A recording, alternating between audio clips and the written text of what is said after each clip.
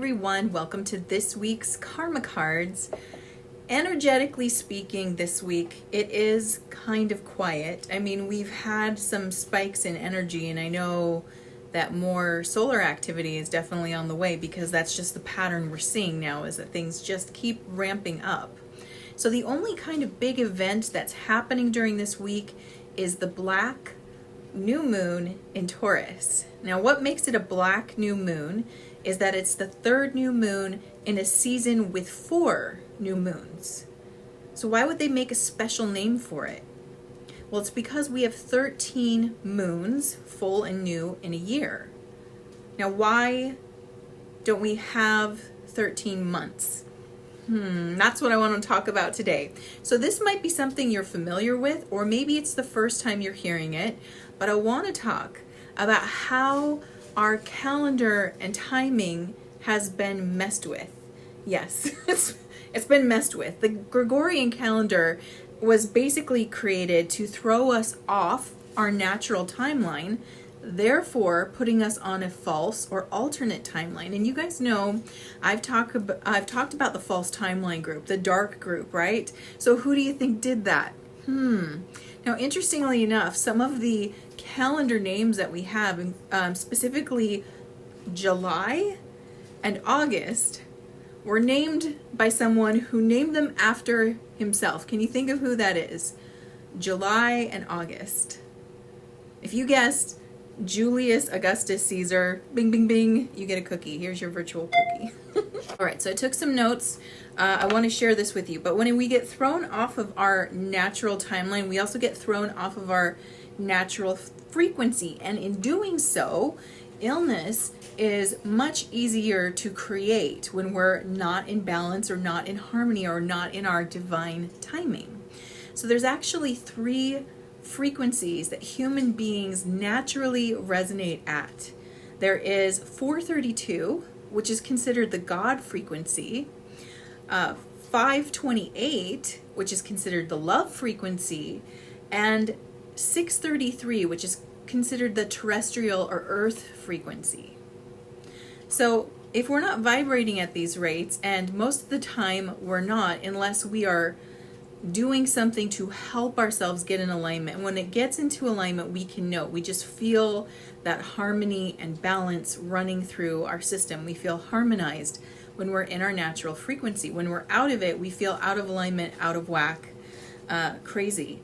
What's really interesting is 432 is also the frequency of truth. It's the celestial frequency, but it's considered the celestial or God frequency, and also the frequency of truth. And this is how we know in our gut when someone is telling us the truth. When we know it, because they resonate at 432, and we can feel that. Isn't that cool? All right, so let's get back to the false calendar and what it should look like, because when you see what it should look like, it's wild and it makes way more sense. What we currently have, right, is 12-month calendar with 52 weeks in it, but we still have the 13 moons, and women have 13 cycles a year. We get a cycle with each moon, right? So even women's bodies, which regulate to have a new cycle every 28 days, that's the natural cycle, because in the original context of time or timing, we have 13 moons that occur every 28 days. So let's look at how I already talked to you about July and August, which were named, Julius Caesar named after himself. But let's look at the other names and see if we can spot what's not quite right here. I think you're going to get it. So let's look at the month of September. Does anyone know what Sep is in numbers? If you said 7, you got it. But it's our 9th month, right? So that seems odd. Now, what comes after 7 is 8. 8 is Oct. So Oct means 8, and that comes right after 7 or September. So we have October, which should be the 8th month. Nov equals 9, and Dec is 10. So we've got 7, 8, 9, 10 in a row. Jan is 11, Feb is 12, and March is 13. So we can see there we've got like a successive string of, alpha numerals telling us the actual month we should be in. In the natural calendar, April is the beginning of the new year. And if you think about when spring occurs, now I know in the southern hemisphere it's different, but in the northern hemisphere when spring occurs, it occurs in late March, early April. March is still considered part of the winter months, and April is really the beginning of spring, and that's when the new year of nature starts. So if there is supposed to be 13 months, then what month was removed? What was the name of the month that was removed? This one's really interesting. The name was Sol, S-O-L, which sounds like soul in the body, but it also is the name of our sun, Sol. So they literally took the soul out of the calendar. I mean, you can't get much darker or obvious that you're doing something nefarious than trying to remove the soul from something, right? So what's really interesting is when the months are allotted to 28 days, each calendar day, each month starts on a Monday and ends on a Sunday. And you can check this by making a grid with, the 7 days and the 4 weeks, and start at Monday, start it with a Monday at 1, and then write 28, and you'll end up on a Sunday. So Monday was always the first day, and Sunday is always the last day of a 28-day month. Now what's really interesting is to get to 365, you have to add 1 day. And many believe that day that they add is Easter. And that's why there's a connection between April 1st and Fool's Day. Because if the 1st of April is actually the start of the new year, then maybe they technically fooled us into thinking it's not. So that 1 day is considered a day of resurrection or a complete new beginning, and then the year starts. Very interesting. The leap year part, I've tried to understand it.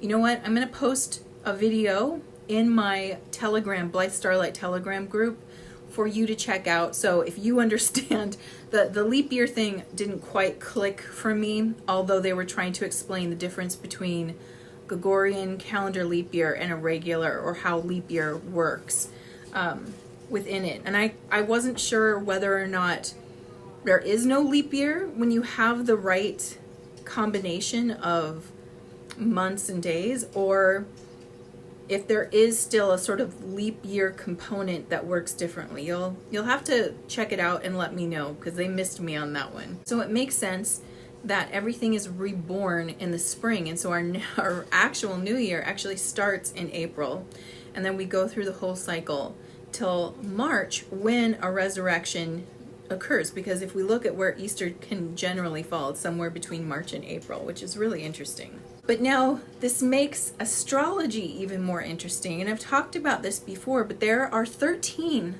constellations in the sky, but we're only acknowledging 12 of them, and of course they got rearranged because of that. So according to a 13-year calendar, you might actually be a different sign. For example, in the 13-year calendar, I'm no longer in Aries, I'm a Pisces, which is really interesting, and it kind of makes sense. And there is a smaller group of people who are the hidden sign, which I'm about to talk to you about, because just like they hid one of the months from us, called Sol, they also pulled a specific zodiac sign out. Now, interestingly enough, it doesn't seem to be connected to Sol the month, but they pulled one of the signs out where we just sort of ignore its presence. It's still there, obviously. It's still in the sky. People know the name of it and you can see it, but we don't connect it to our calendar year anymore. And the sign is called Ochiphus. I think I'm saying that right. Ophiuchus, maybe it's Ophiuchus. It's really hard. I'll put it on the screen here so you can see what that is. So Ophiuchus happens between November 30th and December 18th. And so that would shift the sign. So if your born somewhere between November 30th and the 17th or 18th of December, then you are actually part of that hidden sign. Now, Ophiuchus,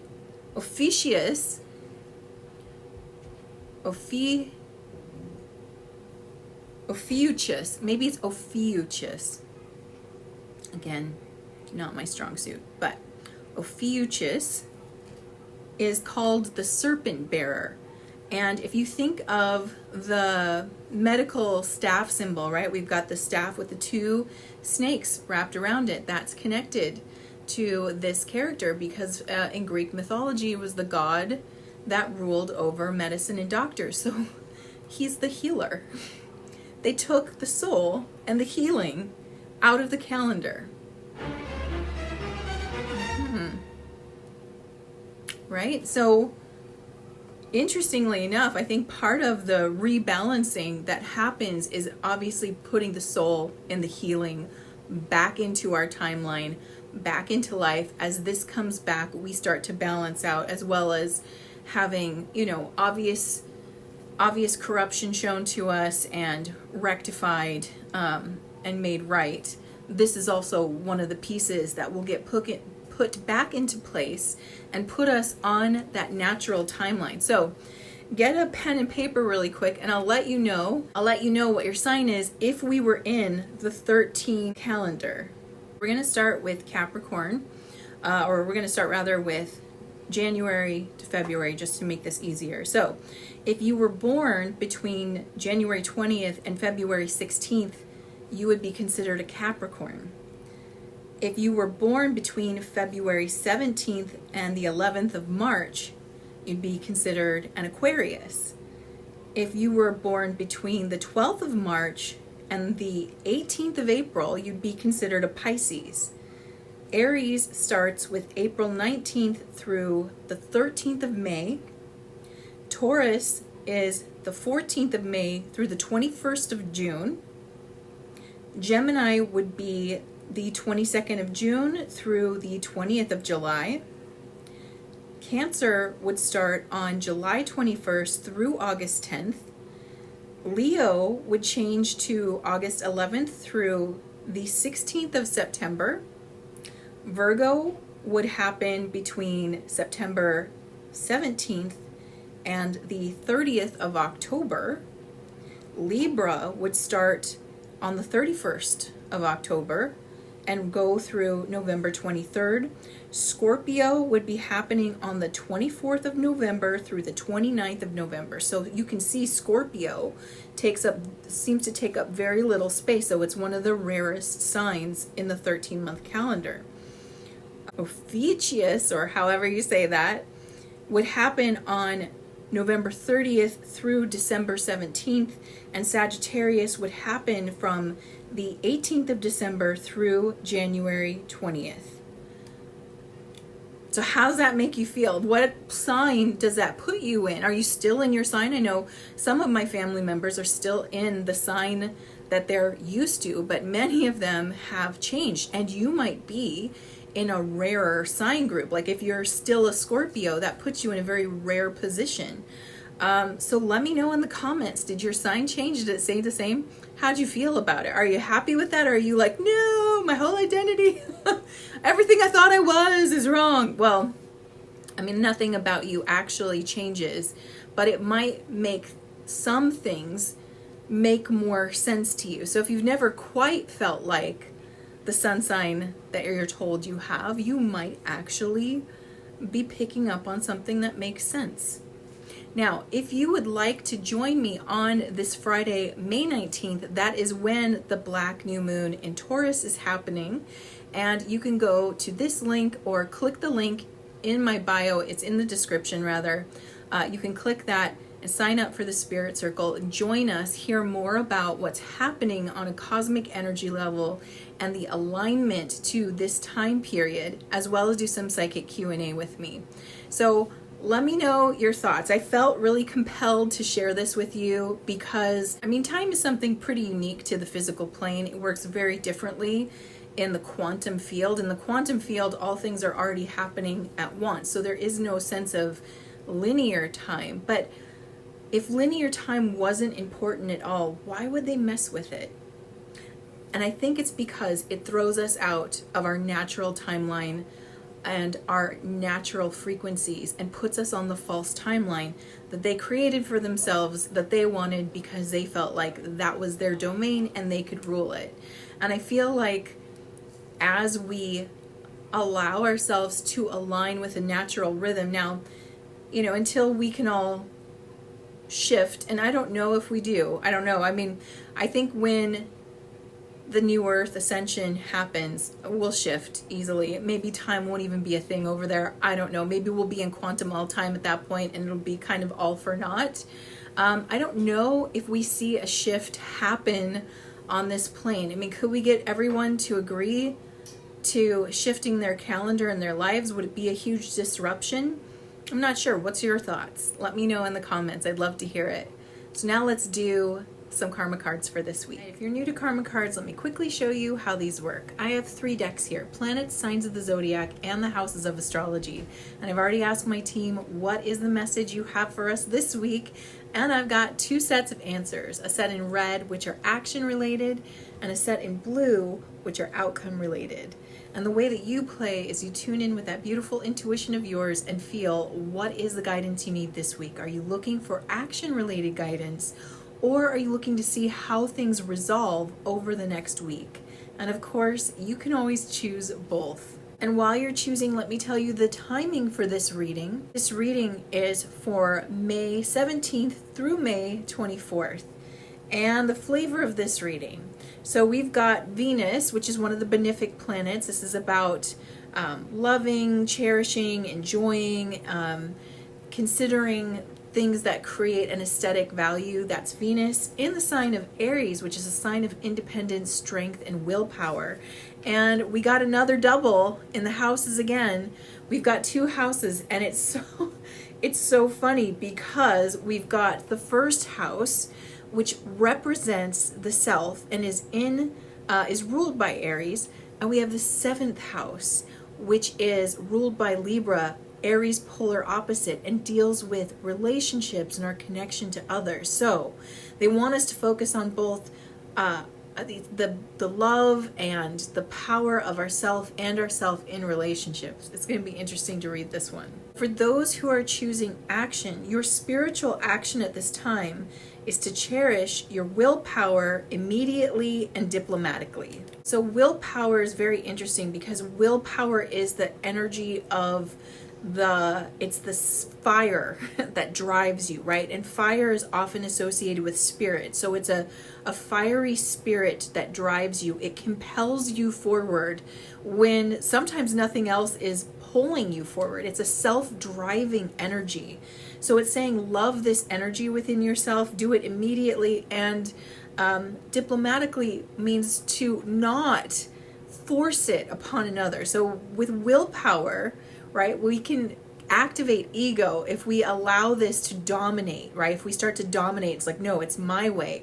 So to do it diplomatically is to recognize the fiery will that pushes you forward in the people that you are in relationship to. So whatever you're in relationship to, it could be in your intimate relationships, your familial relationships. It could be in whatever relationship is being established. A relationship just means a correlation between 2 things. So it could be between you and your animals. It could be you and a stranger interacting. It's to recognize that they too have a fiery will that's pushing them forward. And so we're never meant to impose our will upon another, but recognize our own fiery power that pushes us forward, and also to cherish that in another person too. The mental action at this time is to enjoy what you think you know about the way you project yourself and relationships. So this is not a time of personal scrutiny. We're being asked to enjoy it. So notice how you project and what you think you know about how you're projecting and how it affects relationships. For example, if you feel like you project as a really buoyant, lighthearted person, and that's who you are in relation to another, enjoy that. If you are a fiery, determined person, enjoy that and notice how it interacts in relationships. If you're a really grounded person, a really analytical person, enjoy this type of energy and how it interacts in relation. And many times when we come together, especially in intimate relationships, we're attracted to the very thing we desire to experience within ourselves. And many times those aspects are things that are locked away or that we deny. We either deny them because we were taught to deny them, or we were taught we didn't have them. Those aspects of ourselves that we deny, they go into our shadow. It just means that they're not active right now, but there's a potential for them. So when we get in relationship with another, we're usually attracted to that which we deny ourselves. So if you find yourself attracted to someone who's really patient, for example, I always use that one because patience feels like something I have to work on. My husband is very patient, and that is a quality I find highly attractive in him. I admire that quality in his spirit. So we're attracted to the qualities that lie dormant or untapped within ourselves. And by being in relation with a person who's projecting those qualities, it teaches you how to do it so that you can bring that part out of your own shadow. All right, physical action at this time. Charm, art, and beauty are the way to do it your own way and do it on your own and get a fair deal. This reminds me of the saying of you trap more flies with honey than vinegar, right? So charm, art, and beauty it's beautiful. It's actually kind of beautiful because Venus rules Libra, which rules the 7th house. So it's kind of sandwiched in between. It's like recognizing that being a considerate, I don't want to say agreeable at your own, to your own detriment, but having a degree of agreeableness will allow you to have that independence that you seek when you're doing it in a charming and a thoughtful, loving, and aesthetically pleasing way. People usually go along with it. So what's really interesting is we've got these cards sort of sandwiching about, the sandwich here is Venus and the 7th house are talking about how to do it with a sense of decorum and style and recognition that other people are involved. And the middle cards are talking about how to get your own way right now, how to have that independence on your own. So there's an interesting balance here that is kind of like help me, help you, help me, right? I hope you understand that. So help me, help you, help me. It's a really interesting way to approach problems. It's one of those things where if you want someone to work with you, for example, if you're in a situation where you're concerned about whether or not someone will help you, maybe you feel like they're going to be closed-minded, or like let's say you're asking for a promotion as an example and you're worried that your boss will be closed-minded, then you would apply the help me, help you, help me approach, meaning what can I do that's going to make your life easier so that I can get the outcome that I desire. And it's not about manipulating another person, but recognizing that there's an exchange, right? People, if you're asking for something, you should also be offering something. And when we do it like that, everybody feels like they're winning, like you're getting your needs met and you're also meeting someone else's needs. And that's kind of the energy that it's talking about right now. All right, so now let's look at outcomes in Venus in Aries in the 1st and 7th house. The spiritual outcome at this time is the attraction of energies to meet the challenge of who you are and balance. So this is really interesting. It feels like this week we're learning how to literally balance our sense of independence with our sense of connection. And if you feel challenged in this area, if you're a person who feels like maybe you're more codependent, where you feel like you need others and you can't stand on your own, or you're hyper independent and you feel like I can do it myself, I don't need anyone else, neither of these paths is the path of peace. Each path, each of those paths is a path of suffering, because we do need each other, and we have to understand that we have our own power. So we can't be overly dependent or overly independent. There is a balance to reach. So you're going to, as you practice this, as you practice things like help you, help me, help you, or the win-win, or the exchange of energies, if you will, you're going to attract the energy that will help you overcome the challenge. Because most of us, I think we seek the balance, and maybe we strike that balance sometimes, but we tend to, when we go into a default state, when we're in our self-protective state, we either default to the hyper-independent or the codependent. And the goal this week is to create that beautiful balance where you know that you can meet your own needs and meet the needs of others at the same time. Mental outcome at this time: pleasure from your desires regarding your desires and cooperation. So it's a redundant thing because we've got two Aries and two Libra technically talking here. So again, pleasure from your desire regarding your desire. So as you think about, okay, what is it I want, and how can I cooperate with what someone else wants? This brings in that balance as you're considering it. I want you to think about just some average situation, right? Like let's say your spouse or someone you love is in the next room, and you tap in for a moment and you think about, what is it I want most with my time right now? What do I want most with my time right now? And you come up with an answer.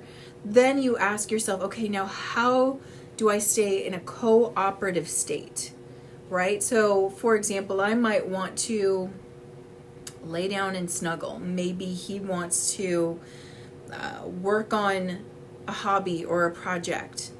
And so, obviously, in that scenario, we're not necessarily doing the same thing, but I can tell him something along the lines of, I love you and I would love to snuggle with you, although I know this makes you really happy, so I hope you enjoy your time. And I focus that energy on, how can I create that feeling for myself? What is snuggling going to give me? It's going to comfort me. It's going to create a sense of safety or security. So how can I grant that to myself while I am cooperating with another person, and I'm recognizing their independence and their desire, their willpower as well. And what you find is that many times you instantly associate with the snuggling, like that's what I need right now, when sometimes what you need is, at the bottom of it, a sense of security or to comfort yourself. And so you can find ways to do that. And what you might find is that when you are conscious and connected and cooperative with the other person, and they feel that sense of freedom, well, then that might actually increase their desire. They might go, you know what, the trees can wait, or the hobby can wait, I want to snuggle you, right? So that does happen too, but the whole idea here is not to get attached or believe that your needs have to be met by someone else. At the same time, you can acknowledge that you'd like them to be met by someone else. The physical outcome at this time: good times resulting from the honesty and strength of your actions and your partners. I feel like the last scenario that I just described sort of shows how that works, right? That the idea of, one of the things that Libra helps us with is communication. Libra is an air sign.